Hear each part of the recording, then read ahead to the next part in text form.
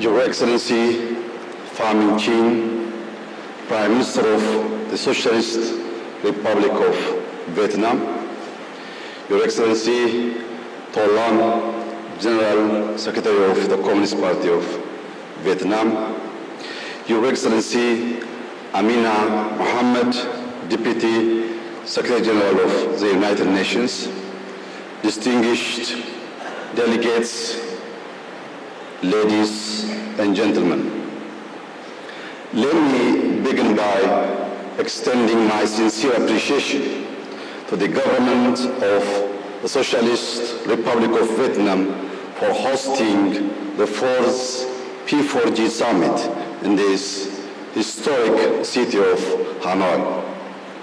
Prime Minister Fana, I commend you for your distinguished leadership and Vietnamese continued commitment to our global partnership.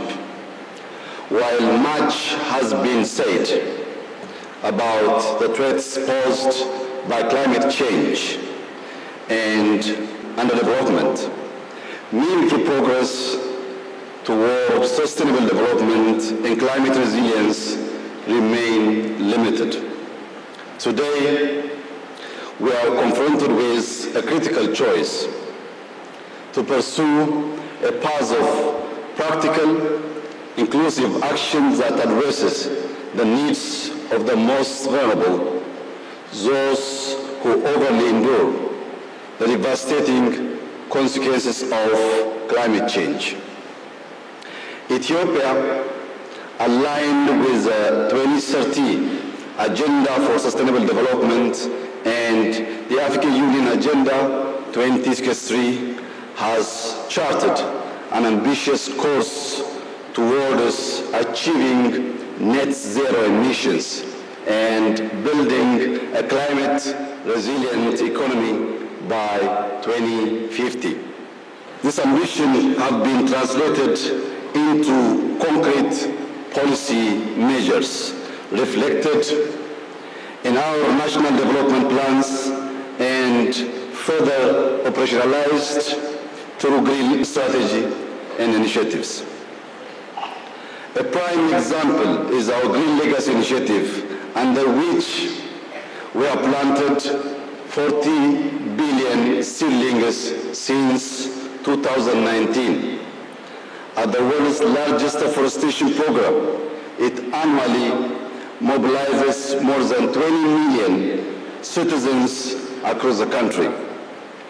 The initiative aims not only to expand forest cover, but also to enhance food and nutrition security through increased fruit tree planting, restore degraded landscapes, and promote soil and water conservation.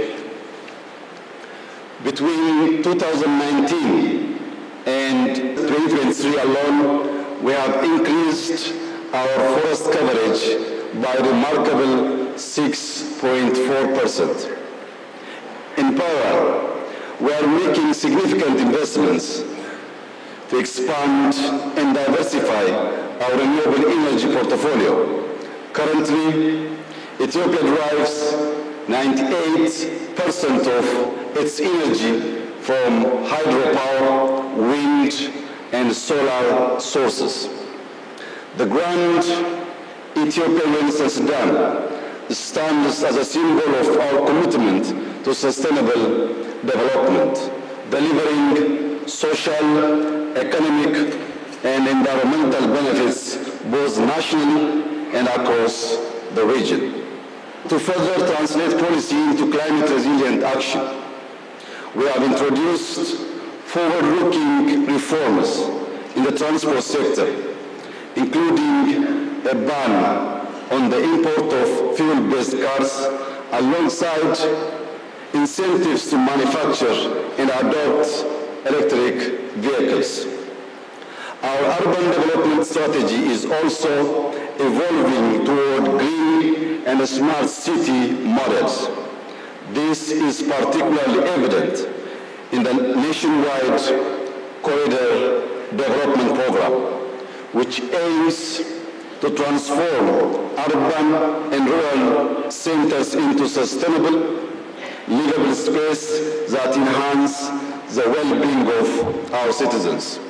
Excellencies, achieving the sustainable development goals and fulfilling the targets of the Paris Agreement require a reimagined approach to global partnership. Now, more than ever, climate action must be matched with tangible, targeted support for countries most vulnerable to the harsh effects of climate change. In this light, I would like to point out the following 3 action points. First and foremost, we must recognize that adequate, predictable, and sustainable financial resources are the cornerstone of effective climate action. I reiterate Africa's call for 1.3 trillion USD under the new collective quantified goal on climate finance, an amount that represents only a baseline given developing countries' projected needs of nearly 6 trillion USD by 2030. Second, we must significantly scale up investment in energy development across Africa. The continent is home to the world's largest carbon sink and other vital forest ecosystems.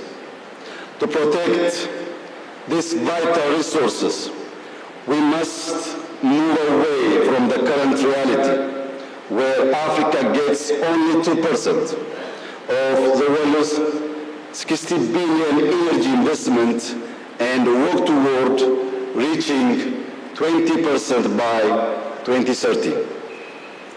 I urge all stakeholders to collaborate in providing the necessary financing and technology to support energy projects under Africa's development program by 2030. Third, urgent action is needed to combat biodiversity loss, deforestation, and desertification, and to restore degraded lands.